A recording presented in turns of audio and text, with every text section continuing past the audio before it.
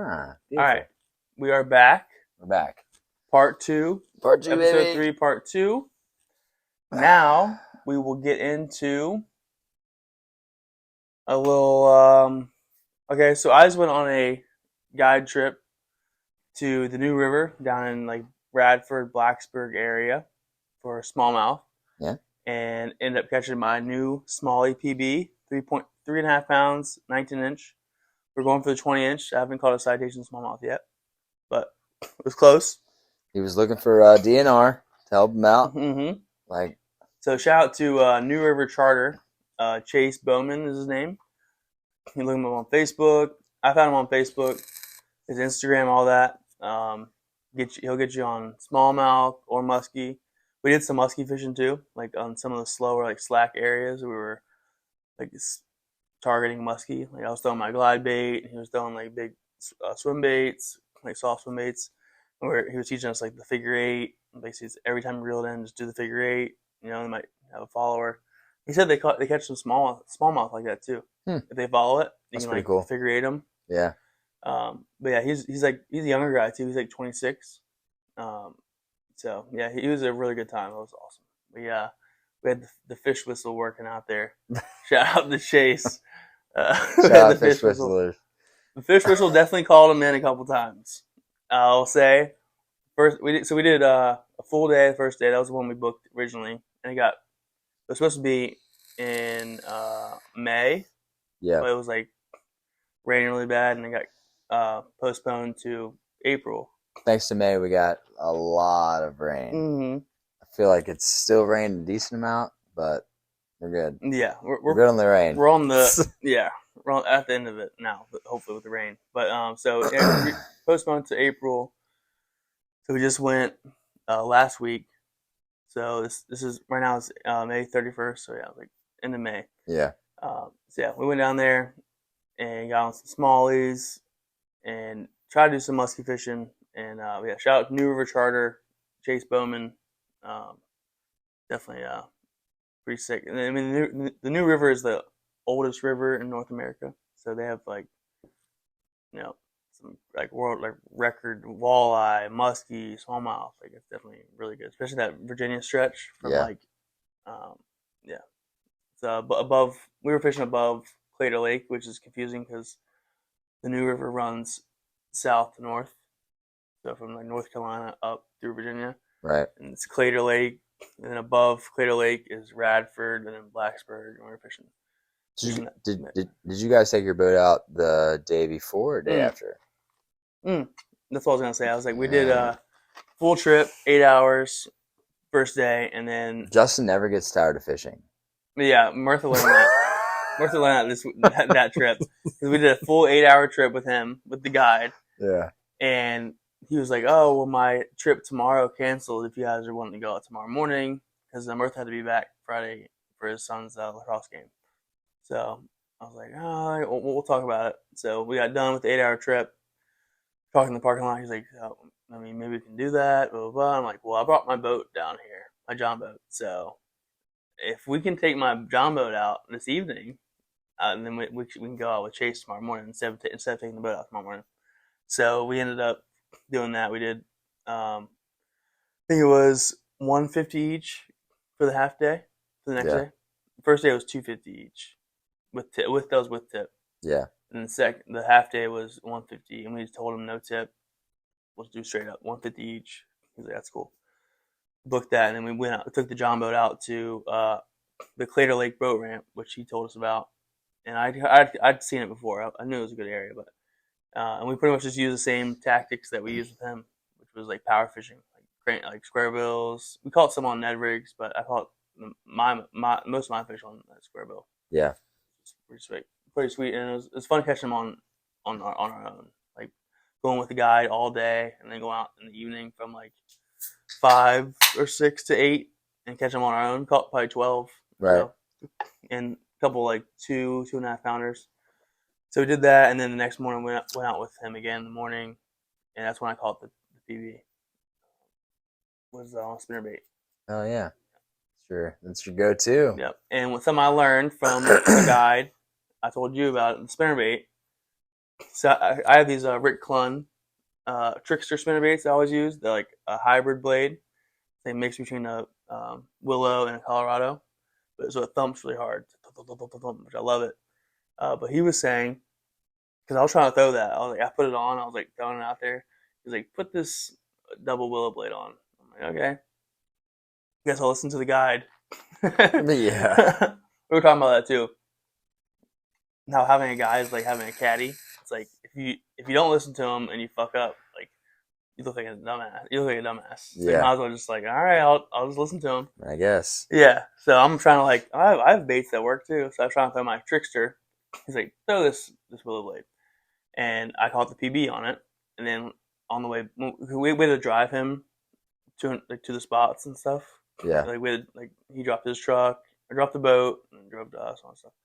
So on the way to get the truck, he was telling me like the reason that he uses the double willow is because it gets down in the current better.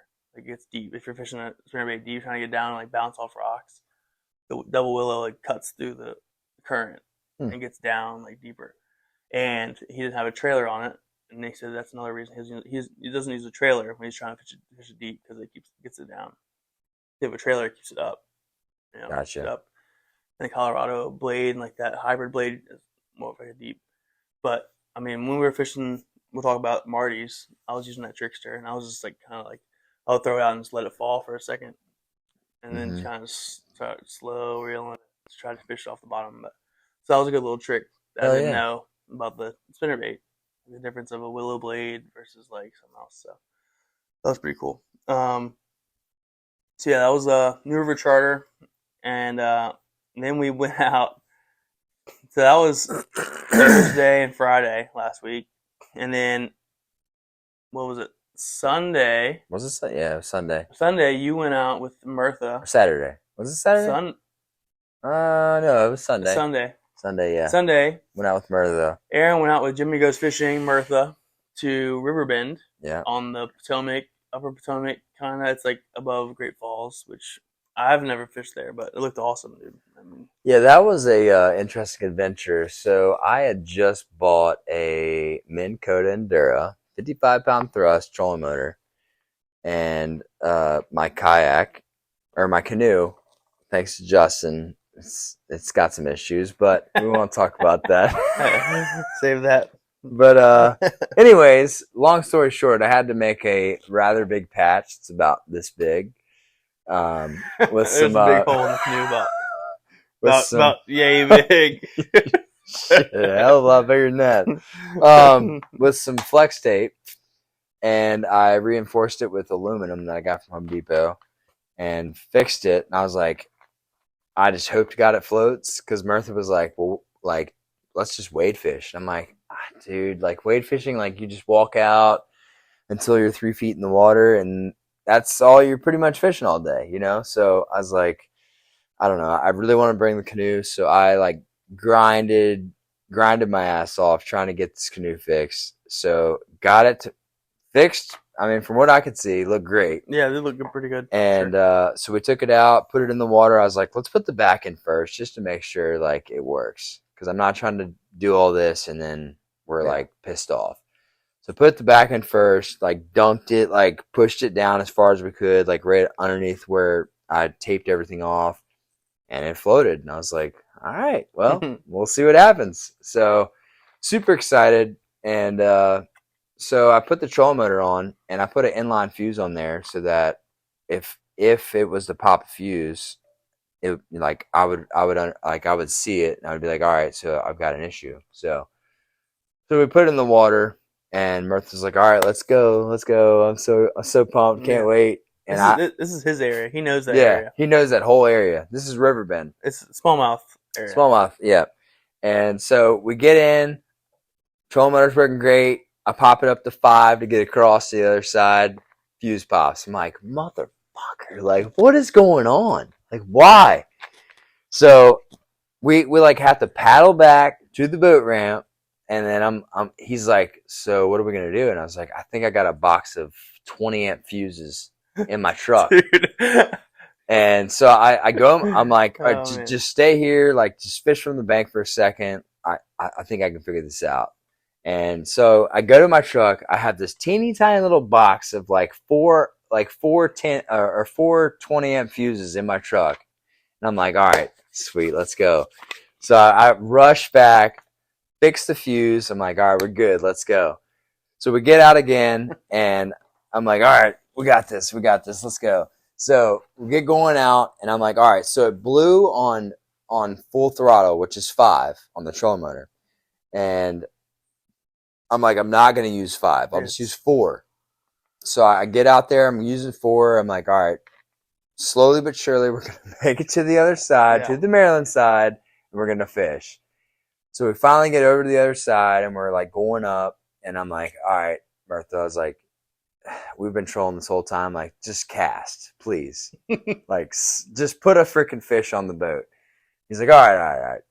I'll just cast this, like, red chatterbait out here and see what happens.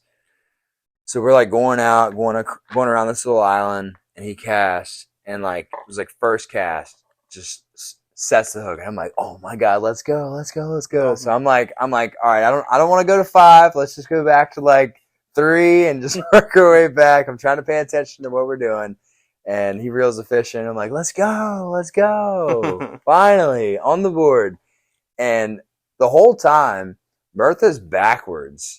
And he's like, well, I don't want to face forward because it's just it's too sketchy. But that makes it more tippy. Yeah. Him sitting on that end where he can see edge. you. You're both on the ends. Yeah. And it makes it more tippy for sure. So he's like, well, I don't even know if we're at the right spot. I'm like, dude, it's fine. Like, we'll figure it out. And he turns around and he's like, this isn't the right spot. This looks really good. Let's definitely fish this. I'm like, all right. So we go over to a spot. We start fishing there. We caught like probably 10 or 15 smallies. Y'all caught a lot. It's crazy. And I brought this fire crawl, like 3 to 5 foot depth, like square bill. And I never throw square bills. This is Lucky Craft. Lucky Craft, yeah. And I was like, I don't know, man. I said, on the package, it said that this guy won a freaking tournament on this bait. So we're just going to go with that. I mean, Bertha should have known. Hope for the best. We just got off that guide trip using square bills and the whole time. That's what he was going back to. He's like, dude, like, we were, the guy that we went up with was like, dude, throw the square bill. And I was like, all right, whatever. I'll throw it. Yeah. So it was like second or third cast. I get freaking hammered by a smallmouth. I'm like, dude, that bite is so much different than anything other. Like, it's just wild. Yeah. And so yeah, I mean, I was like, all right, well, I guess I'll keep throwing the square bill. So I'm like getting hammered the whole time by these smallies, and it's just like it'll hit a rock, and then it's like boom, and then just thump it, and you're like, oh my god, dude. That square bill bite is definitely different. That's another thing I learned from the guide. Shout out Chase Bowman, New River Charter.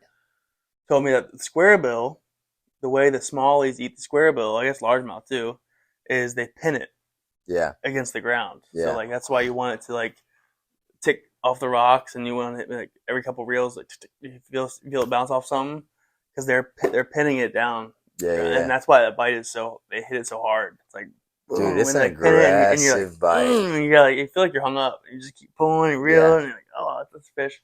It's definitely a fun bite for sure. Pretty much like when you're reeling a square bill, like what I learned is like once you start feeling those rocks, you can kind of slow up your reel a little bit to where you're still hitting the rocks, but you're not like crushing. That's what he was telling us too, because he was like, he kept telling me to slow down. Yeah. Because I'm used to a crankbait. Like if you're not reeling fast, it'll get hung up. Yeah. But with a square bill, like once you get it down there and you feel a rock, you can just kind of just.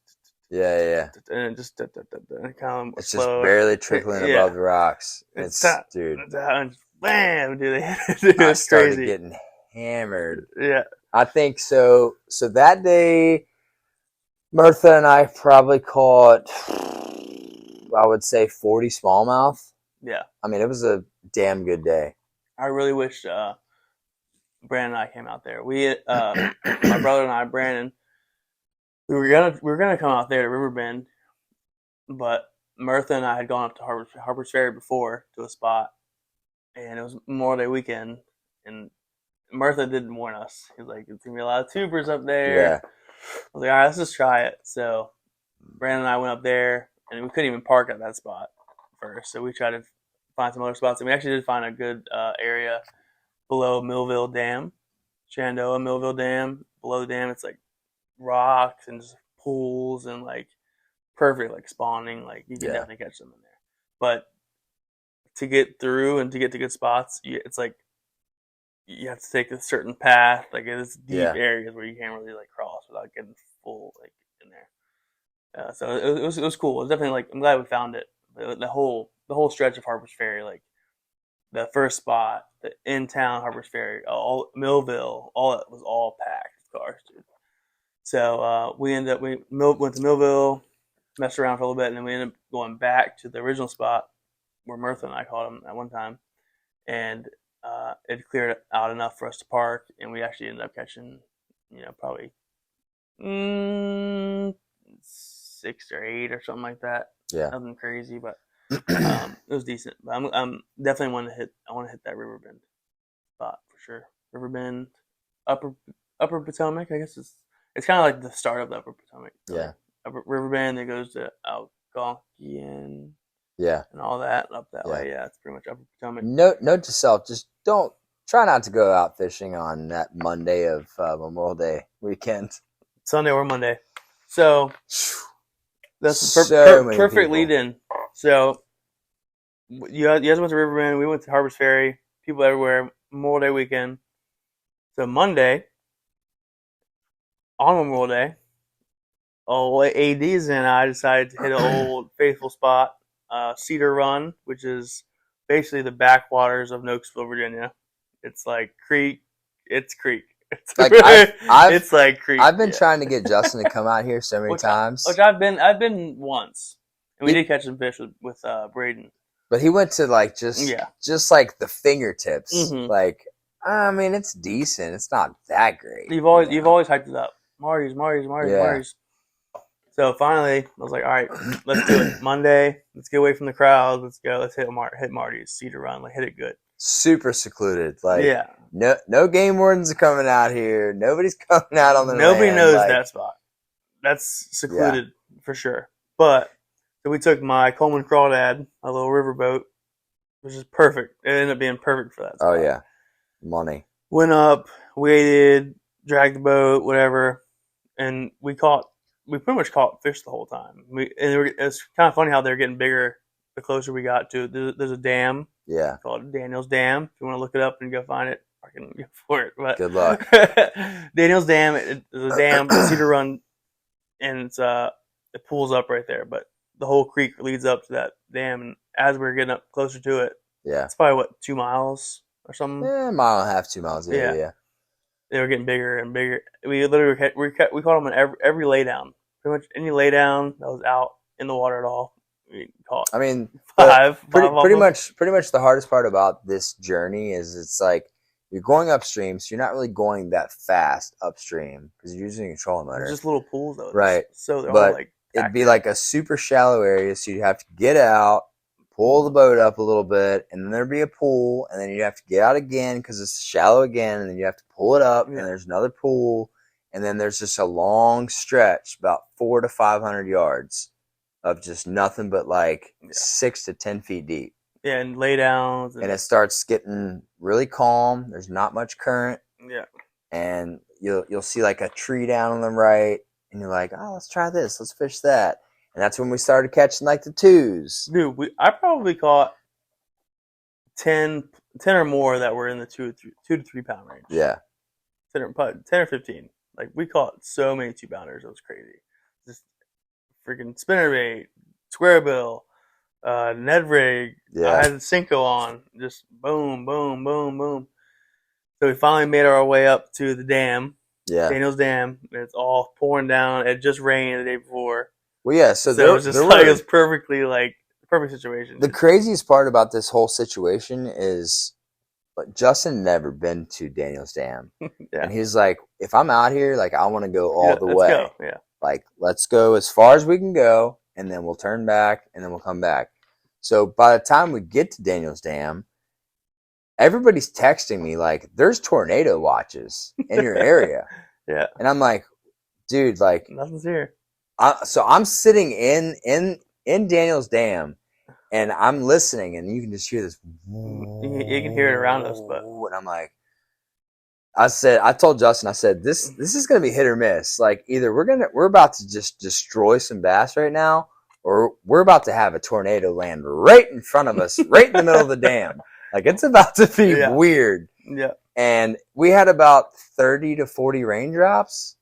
Yeah, and it was much. It was just like really, really heavy like raindrops, and then it just chilled out. Yeah, it's that perfect like pressure drop, dude. Pressure and I was like, dropping, dude. And we were dude, there's no way. It was like a circle around us, like around this pool of freaking bass. I mean, yeah, the way that it's set up is like we keep saying like there's pools, shallow pool. So like, and in this dam, like there's nowhere. It's like a big pond. Like there's nowhere really for them to go unless it gets really high and they can go downstream.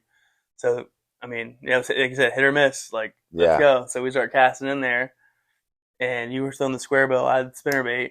And you hooked up what, like three or four casts in? It was like probably like my third or fourth cast. I said, all right, well, they've been hitting this fire crawl crankbait.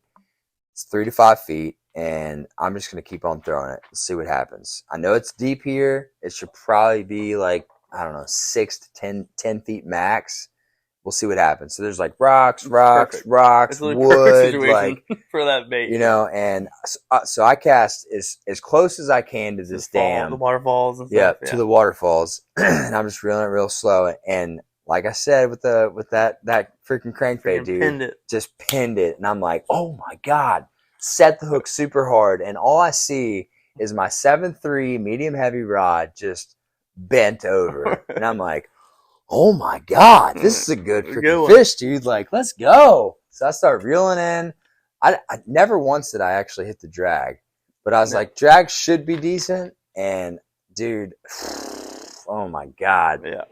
As soon as we saw the fish jump, I was both, like, I wish we had a video. Oh my god. Like, I was standing on that rock out like kind of near the waterfalls, and you were near the bank. And it jumped, and we both looked at each other. We just started cracking up laughing. Yeah. We were like, "Oh, like what kind of day is this, dude?" Nuts. Like we had caught like 42 pounders, 2-3 pounders. Yeah. And then we come out here and you hammer a 5 pounder, 5 pound, 5.05, 5.5. Yeah. Which you caught a good one last year. Yeah. In that area, a 4 pounder. Yeah, like and I was like, whoa, what the. Yeah. So this was 5 pounds. Like, I mean, after we caught all those other fish, I was like, let's go, dude. Yeah. We all hyped, got pictures, weighed it, videos. I'm like, all right, sweet. And I'm like, hopefully they'll hit the spinnerbait. Yeah. Because the spinnerbait is kind of the same deal. It's like, it's going to be in there. It's going to be bouncing off stuff. So. Well, the funny part about yours was I had gone all the way back to the crawdad to get the scale. Yep. And then I took the scale all the way back to the crawdad because I was like, well, all I have is my dry box. So I was like, I don't know, maybe I'll just put it back there, So he's sitting there like, grab me a Cinco. Grab me a Cinco. And I'm like, what does this mean, dude? Like, what are you talking about? Cinco, give me some worms. So I'm like, I don't know what you're talking about. Whatever. So he comes back. I'm like, all right, whatever. I'll just throw the spinnerbait. Spinnerbait's probably gonna work. Yeah. Whatever. So I just stuck the spinnerbait. I hopped back on my rock. We got all settled in, and literally like 2 or 3 casts later, like slow rolling that spinnerbait, and like wham. Dude, I think the pictures, it was like 5 to 8 minutes apart. It was not very long. It was super close. And that was 4.86. Yep. I don't think you even realized that I'd hooked up because I was like, ooh, and it finally jumped, and the same thing. We looked at each other like, what? Yeah, dude, what is happening right nuts. now? So I get that one, and that was close to 5 pounds, like 4.7 or something. Yeah, 4.6, 4.7 or 4.8. Yeah, really close. Well, it might have been 4.8, yeah, 4.9, yeah, something like that. And then after that, we kept working around. I went to the other side where it was kind of secluded. Yeah, the whole time I'm sitting in the exact same spot. You're like, I'm gonna go over to that other side. The other side looks freaking dope, dude. So there's like a tree coming up out of the water. Justin's like this, like casting backhand around this freaking tree. Like I had to go like chest high to get over there. And then, dude, I literally caught like probably, every cast was a 4 pounder. Dude, Justin and I are looking at each other from about 30 to 40 feet apart, and we're grinning ear to ear, like, what is happening right now? I literally would cast. It's just unreal. Wham! ah, ah. I would literally cast the wham, get it all in, like 3 or 4 pounder. Like, oh, look at that. Yeah. Unhook it, fix my Freaking spinnerbait, natty. throw it back in the same spot. Bam! It was literally like 4 or 5 casts in a row almost. It Yeah. was insane. But yeah, that was one of the craziest fishing days I've had in a long time. Like, And after you damn near caught them all, you were just like, you dude. caught some more too though. Well, no, like, you were like, even over you were there. like, come over here and like, dude, freaking throw to cast that it. corner. You see that rock right there? Throw at that fucking rock. You caught some right there too. We switched. I caught another one on the other side. Another like 3-pounder. It's crazy. That spot's crazy. They're just stacked in there. Good times. It's insane. I think we're out of time, but let's see what we got. Let's see what we got here. Take a little break. All right. So now we are rolling with part 3. We've had some good conversations rolling. So we're going to talk about the upcoming fishing tournament, which is this Sunday, which is June 2nd, I believe. Sunday, June 2nd. Yep. At Lake Mooney, which is in Stafford area. And it is a very different lake from anything else around here. It's very deep. It gets like 100 feet out there, and it's super clear. It looks like it should have smallmouth in it, but there's no smallmouth and there's no rocks. It's just deep, clear, like stumps and like standing timber and stuff down there, I guess. I mean, you fished it more than I have. And you were the first one to fish it out of our group. You and Vaughn went there, but tried. We failed. Yeah, it's tough place to fish.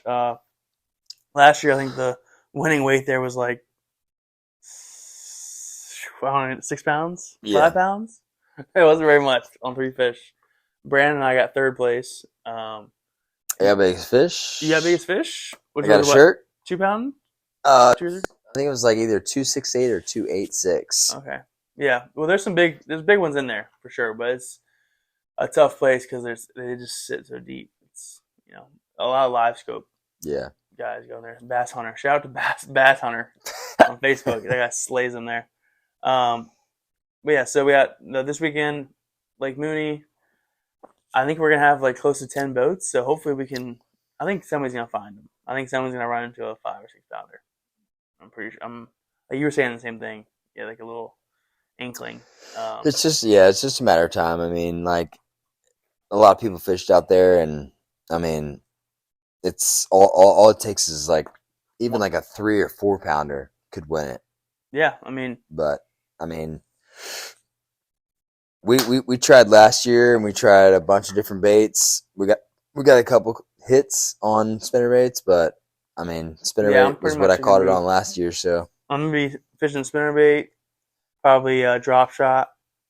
Get down there on those like brush piles and stuff. Yeah, I'll probably have a Cinco. I have a spinnerbait, drop shot, Cinco. In the morning, I'll probably have some kind of top water, like a spook or something. And then probably a glide bait of some sort because that water's so clear, it's like they can see it for. Yeah, I mean the good part is Vaughn already went out there, so he gave us the update. It wasn't that great, but he gave us an update. And he said he caught 5, which is we need three for our limit. What? Oh, Griffin, watch out! We got a lot going on. So we need 3 for our limit. He caught 5 today, pre-fishing. So we'll see. I mean, I'm gonna try to stick to that kind of stuff. I mean, just deep. I mean, it might be in some of those like laydowns and stuff. Yeah, shallow. It's around spawn, so I don't know. We'll see. So I'm excited though. It should be a good time. Lake Mooney is a different beast. I mean, coves there are like about 20 feet deep. Mm-hmm. I mean, if you get way on the other side of the lake, you might find like 5 to 8, but for the most part, like that's why boat ramp shallow, first cove is deep as crap, and then everything from there on out is deep, and then on the other side, you start finding like 5 to 8 feet. But I don't want to give away my spot, but that's why on the other side. That's why my brother and I go to a certain area that we've always just stuck to because it's the type of depth that we like to fish. We found that the depth that's like there's laydowns in there. There's around 10 foot, 10 foot, 15 foot sometimes. Like, and that's the type of stuff we know how to fish. So we just like, all right, let's just stick to this back area. Yeah. Because once we get out to the main lake and it's like 30 foot, 50 foot, you're like, I think I saw 101 there last year. 101. It's like, I was like, well, I guess we're throwing a deeper drop shot. That's what I'm trying to do more, which I've learned. I haven't learned it yet, but I've heard about people using that tactic from the Fishing DMV podcast. They're saying like you can't fish every bait. You can't be good at using every tactic. You can't be a power fisherman, a finesse fisherman, and all this stuff. But like if you can get like 3 to 5 baits that you know how to fish, and you can find that type of area where that bait works. Yeah. At that in every lake, then like that's your best chance. It's just like if you know how to fish a Cinco, that's all you know how to fish. Then go find 5 to 8 foot of water and lay down and try to throw that. Because if you go out there and try to throw crankbait, a D10 like 18 foot crankbait, you never done it before. It's like, dude, your best luck is just going to fish what you know how to fish. Stick with your instincts. Yeah, go throw your spinner bait or your chatter bait, or just find the situation where it works in that lake. Yeah. Which isn't always easy, but that's the Summer Smash. Summer Smash Part 2, second time, Lake Mooney, and then the next weekend after that, Saturday will be the second golf tournament, which will be the Blue Ridge Ball Part 4, which is at Blue Ridge Shadows, which is one of my favorite golf courses in the area.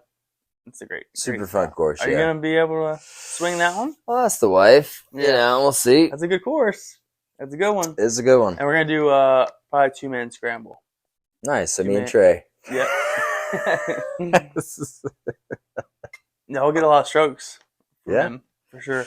About 30 strokes. It'll be like combined. Oh. I'll have to look it up how to calculate the USGA stuff for that. I'm pretty sure you like combine it and then do like 50% of that. So if you're you're 18, he's a max 20, so you'll have like close to 40, 50% of that, like you'll like around close to 20. So we're winning. So you're gonna win, no matter what. That's what we're trying to avoid with the golf tournaments is giving the bad golfers too many strokes, and we want good golf to win. That's the main goal with that. It's casual, competitive, but as a golfer, no sandbagging. Respecting the game. We want good golf to win. Like I said, with Wayne shooting his career low, like you should be in the top 3 if you shoot your career low. If you shoot your career low and you come in and you're like, 10th place, like, dude, that sucks. That's how it feels at like those 4-man scramble like charity tournaments. Like, dude, we crushed it. We were like 15 under. Like, you got beat by 21 under. Yeah. GG's. Yeah, like what? Like, dude, I made all these birdie putts. I was playing so good. It's like, what? Yeah. Yeah. So, Blue Ridge Shadows coming up next weekend, which is June 8th. 8th. Is it on Saturday or Sunday? It's on Saturday. Yeah, 8th. June 8th. Yep, 10 a.m. Yep. And then for Mooney, we're doing 7 a.m. to 2 p.m. 2 p.m. 3? We're going to do 2 p.m. I thought we were going to do it longer because the lake's so long. We usually do 1 p.m. Oh, I told the wife 7 to 3. Let's go! Well, there we go. We'll end on that. We're good. All right, well. Thanks for hanging out. It's a great ending. We started at 11:30, 11 o'clock. Yeah, it's about 2 a.m. right now. Yeah, because Justin's MacBook died, so we had to use about 14 different chargers. We had to find a charger. And so here we are at 2 a.m. Getting her done, baby. Blues Golf Fish Club style. Sheet. All right, we'll be back some point after a couple of these tournaments. About 2 months. Another recap. Let's go. Later.